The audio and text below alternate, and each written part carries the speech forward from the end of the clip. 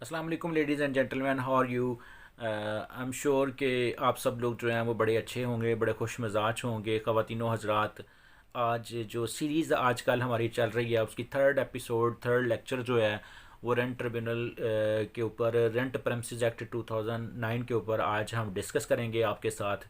तो जो मेरा रेंट प्रेमिसेस एक्ट 2009 है, इसका मैं थारोली जो है मैं इस लिहाज से डिस्कस कर रहा हूँ आप लोगों के साथ कि स्टूडेंट्स जो हैं वो लॉ के वो भी जो है वो मुस्तफ़ीद हो सकें। और इसके अलावा बाकी जो जनरल पब्लिक अगर कोई लेक्चर देख रही है तो वो जो है वो भी उससे फ़ायदा उठा सके। मेरी मैक्सिमम कोशिश होती है कि मैं उर्दू में बात करूँ ताकि आप सबको पता चले, लीगल टर्मिनोलॉजी को मैं यहाँ पे कम से कम यूज़ करूँ। तो चलते हैं, अपना थर्ड लेक्चर स्टार्ट करते हैं इसका, रेंट प्रेमिसेस एक्ट 2009 का।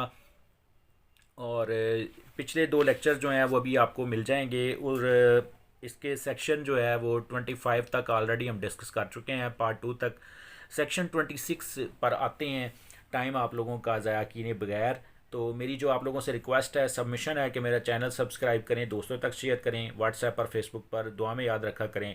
सेक्शन 26 पर आते हैं, rent tribunal to exercise the powers of the civil court. मैं जल्दी जल्दी इसको बताने की कोशिश करूंगा ताकि आपको, ये इतना इंपॉर्टेंट पार्ट भी नहीं है, सिर्फ 28 तक अपील तक इंपॉर्टेंट है। तो सेक्शन 26 पर आते हैं। रेंट ट्रिब्यूनल सारी वो पावर्स, सारी चीज़ों का वो इख्तियार रखता है जो सिविल कोर्ट जो है वो पर्सन को कंपेल करने के लिए फॉर प्रोडक्शन ऑफ एविडेंस कर सकती है, इंस्पेक्शन कर सकती है किसी भी प्रेमिसेस की सिविल कोर्ट की तरह, या कमीशन इशू कर सकती है for examination of the witness. ये सारे इख्तियारात जो हैं वो रेंट ट्रिब्यूनल के पास हैं, या लोकल कमीशन के लिए भी किसी वकील साहब को या किसी भी मोहतरम को जो है वो भेज सकता है रेंट ट्रिब्यूनल, जज साहब जो है रेंट ट्रिब्यूनल। ठीक है जी। रेंट ट्रिब्यूनल की प्रोसीडिंग जो है वो जुडिशियल प्रोसीडिंग रेंट ट्रिब्यूनल की, उसको यही समझा जाएगा civil court within the meaning of 293, 228 of PPC, 476 और 480 of the code of the criminal procedure. यानी कि अगर कोई बदतमीज़ी करेगा तो उसको रेंट ट्रिब्यूनल के जज साहब जो हैं, वो रेंट कंट्रोलर जो हैं, वो उसको 1 माह के लिए जेल भी भिजवा सकते हैं, कंटेम्प्ट ऑफ कोर्ट भी लगा सकते हैं। और उसके अलावा बाकी भी वही तमाम प्रोसीडिंग जो पीनलाइज के इख्तियार होते हैं मजिस्ट्रेट साहिबान को, वही रेंट कंट्रोलर को भी हासिल होंगे। और रेंट ट्रिब्यूनल में pass interlocutory order at any stage of the proceeding before the final order. 27 section, period for disposal of the application. Rent tribunal जो है वो एक्सपीडिशियसली जितना पॉसिबल हो जल्दी जो है वो फैसला करेंगे रेंट के केस का, और 4 माह से ज़्यादा का नहीं होने देंगे केस को। 4 महीने के अंदर अंदर रेंट जज जो है वो फैसला कर देंगे from the filing date of the case जो है, उस डेट से, जो जिस डेट से दावा फाइल हुआ है। मैं उर्दू में बता रहा हूँ ताकि बाकी सबको भी पता लगे। 4 महीने के अंदर अंदर रेंट के केस का मोहतरम जज साहब जो हैं वो फैसला कर देंगे। और अगर 4 महीने के अंदर फैसला नहीं किया तो फिर डे टू डे हेयरिंग जो है वो 1 दिन की डेट, 2 दिन की डेट, 2 दिन की डेट, 1 दिन की डेट वाला हिसाब होगा। अब हम आते हैं, अपील का सेक्शन है 28। इस पर जो बंदा रेंट ट्रिब्यूनल के आर्डर से ख़ुद को एग्रीव्ड समझेगा कि मेरे ख़िलाफ़ गलत फ़ैसला किया गया है, वो 30 दिन के अंदर अंदर डिस्ट्रिक्ट जज कंसर्नड डिस्ट्रिक्ट के उनको जो है वो अपील फ़ाइल कर सकेगा। ठीक है जी। और दरमियानी आर्डर जो है, इंटरम आर्डर, इंटरलोकेटरी आर्डर जिसको बोला जाता है, उसके ख़िलाफ़ कोई अपील, कोई जो है वो लाई नहीं करती, अपील जो है उसके ख़िलाफ़ लाई नहीं करती है, रिव्यू और रिवीजन हो सकती है। ठीक है जी। और डिस्ट्रिक्ट जज साहब को जब जो है वो अपील फ़ाइल की जाएगी तो वो ख़ुद भी इसको सेल्फ मार्क भी कर सकते हैं, या किसी और एडिशनल डिस्ट्रिक्ट जज को भी भेज सकते हैं कि तुम इसका फ़ैसला कर दो।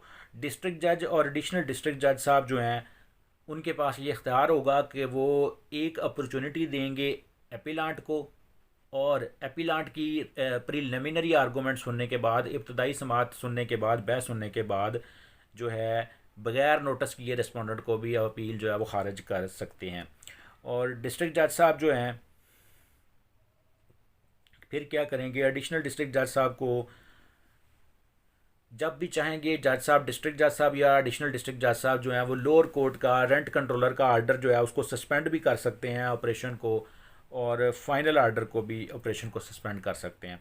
डिस्ट्रिक्ट जज साहब या एडिशनल डिस्ट्रिक्ट जज साहब के पास वो तमाम इख्तियारात होंगे जो रेंट ट्रिब्यूनल वाले जज साहब के पास थे। एडिशनल डिस्ट्रिक्ट जज या डिस्ट्रिक्ट जज साहब जो है वो अपील को 2 महीने के अंदर अंदर डिसाइड करेंगे, otherwise day to day hearing होगी। ठीक है जी।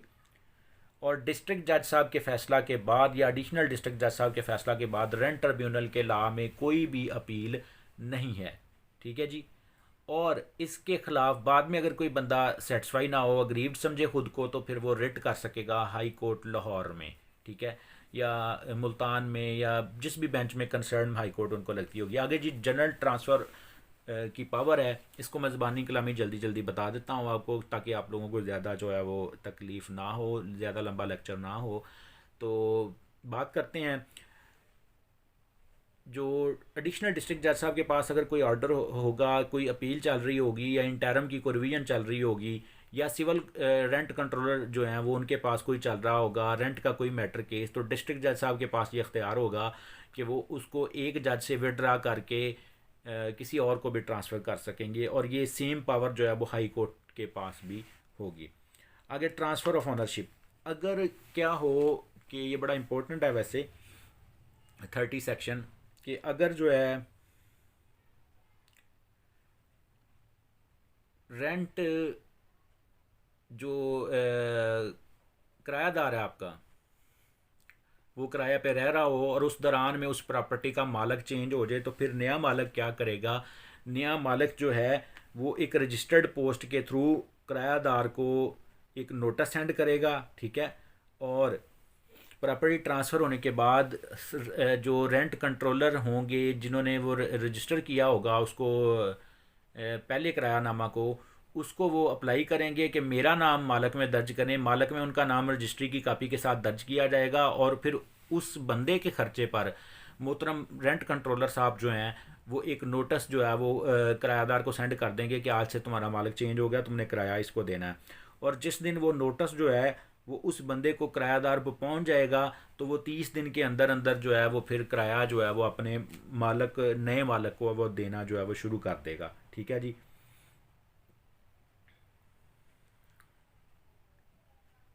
अगर 30 दिन के अंदर अंदर उसने वो किराए की ऑफ़र जो है वो नए मालक को कर दी, तो इसका मतलब है कि उसने कोई वायलेशन या डिफ़ॉल्ट कमिट नहीं किया इन पेइंग द रेंट।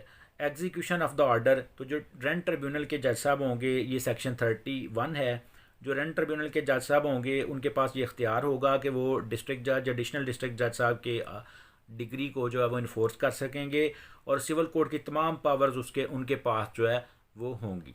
ठीक है जी। सेक्शन 32 इंडेमनिटी है। ठीक है जी, ये जो है वो रेंट ट्रिब्यूनल के जो जज साहब हैं या डिस्ट्रिक्ट जज साहब हैं जो रेंट ट्रिब्यूनल के तौर पे जब वर्क करेंगे, उनको या उनके स्टाफ को अगर उन्होंने गुड कॉन्शियंस के साथ इन रिस्पेक्ट ऑफ एनीथिंग कुछ भी किया होगा गुड फेथ में, तो उनके ख़िलाफ़ कोई भी प्रोसीडिंग जो है वो किसी भी फोरम पे इनिशिएट नहीं होगी, इसके बारे में है। आगे सेक्शन 33 कहता है कि गवर्नमेंट ऑफ द पंजाब जब भी चाहेगी किसी नोटिफिकेशन के ज़रिए इस एक्ट के कोई रूल्स रेगुलेशन में चेंज जो है वो कर सकेगी। ठीक है जी। और एग्रीमेंट जो है उसको ड्राफ्ट करने के बारे में भी यहाँ पे तो कुछ चंद चीज़ें बयान की गई हैं जो इतनी इंपॉर्टेंट नहीं है। सेक्शन 34 अगर आप सुनना चाहते हैं तो सुन लें, मैं पढ़ भी देता हूँ, एक्सप्लेन भी कर देता हूँ। In particular without prejudice to generality of the foregoing power rules में be prescribed model tenancy agreement draft application from the notice.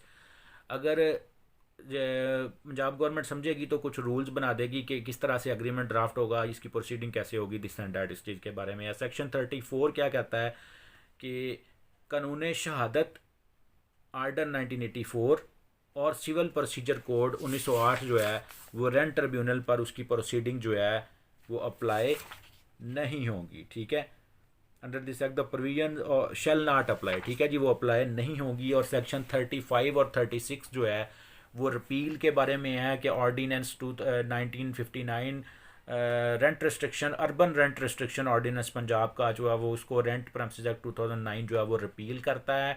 और अब जो है ये 2009 का जो है रेंट प्रेमिसेस एक्ट जो है वो चलेगा। और इसके बारे में अभी इसमें अमेंडमेंट्स रिसेंटली सुनने में आ रहा है कि पाइपलाइन में है। 2009 जो है रेंट प्रेमिसेस एक्ट जिस पे मैंने ये लेक्चर रिकॉर्ड किया है, इस पर बहुत सारी रिसेंटली अमेंडमेंट आने वाली हैं, सुनने में आ रहा है पिछले 1 साल से, लेकिन अभी तक आई नहीं है। आज का हमारा ये जो सीरीज़ थी वो ख़त्म होती है और स्केजुअल जो है इसका एक ही है, इसमें एक नोटिस जो है वो दिया गया, वो आप लोगों से इतना रेलिवेंट नहीं है।